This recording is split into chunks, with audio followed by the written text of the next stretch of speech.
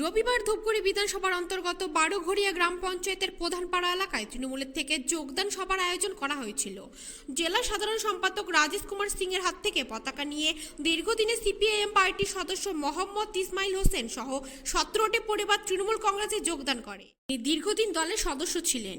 এদিন তৃণমূলে যোগদান করার পর সাংবাদিকদের মুখোমুখি হতে গিয়ে ইসমাইলের চোখে জল চলে আসে। তিনি বলেন, 15 বছরের মমতা বন্দ্যোপাধ্যায় সরকারের উন্নয়নে অনুপ্রাণিত হয়ে তৃণমূল কংগ্রেসে যোগদান করলাম। এই যোগদানের বিষয়ে তৃণমূল কংগ্রেসের গ্রামীণ সভাপতি মলয় বর্মন বলেন, সিপিআইএম এবং বিজেপি থেকে 17টি পরিবার আজ তৃণমূলে যোগদান করলো। মমতা বন্দ্যোপাধ্যায়ের উন্নয়নের দেখেই দলে দলে তৃণমূলে যোগদান করছেন তারা। ভোট যত এগিয়ে আসছে ততই বাড়ছে দল বদলের খেলা। প্রতিনিয়ত বিভিন্ন রাজনৈতিক দলের যোগদান কর্মসূচি চলছে। একে অপরের দল ভাঙিয়ে চলছে যোগদান। প্রতীক হিসাবে কাজ করছে। আজকে আপনার সবচেয়ে সৌভাগ্য যোগ দিলেন। আমি দীর্ঘদিন থেকে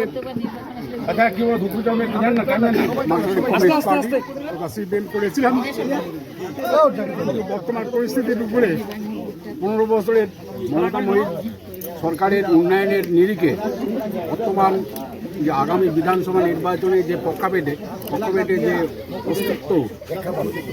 যে অস্তিত্ব সেই প্রেক্ষাপটের অস্তিত্বের উপরে নিরিখে আমি সামগ্রিকভাবে চিন্তা করে আমি কয়েকজনকে আমাদের দলে কয়েকজনকে নিয়ে সমন্বয়ে আলোচনা করে আজকে একটা জয়নিং সভার প্রস্তুতি নিয়েছি। যে মমতাময়ী সরকারের যে উন্নয়ন, মাটির মানুষের সরকারের যে উন্নয়ন, সেই উন্নয়নের কে আরও বৃহত্তর আকারে নেওয়া যায় সেই নিরিখে আমি আজকে বামফ্রন্ট সেরে তথা সিপিএম সেরে এবং বিজেপির সাম্প্রদায়িকের বিরুদ্ধে আজকে আমি টিএমসি পার্টিতে যোগ দিলাম। কত বছর? এই পর্যন্ত 17টা পরিবার সহমেত, আরও তার সঙ্গে আমাদের 17টা পরিবারের ঘরে 4 জন করে হলেও কতটুকু হতে পারে সেটা তো আপনারা জানেন। কত বছর আপনি সিপিএম করতেন? আমি প্রথম থেকেই, শুরুর থেকেই 77 থেকেই আমি সিপিএম করে আসছি। কোন পদে ছিলেন আপনি? আমি ব্যান্ড সম্পাদক ছিলাম। ব্যান্ড সম্পাদক পর্যন্ত আছি আর কি, এখনও আছিলাম।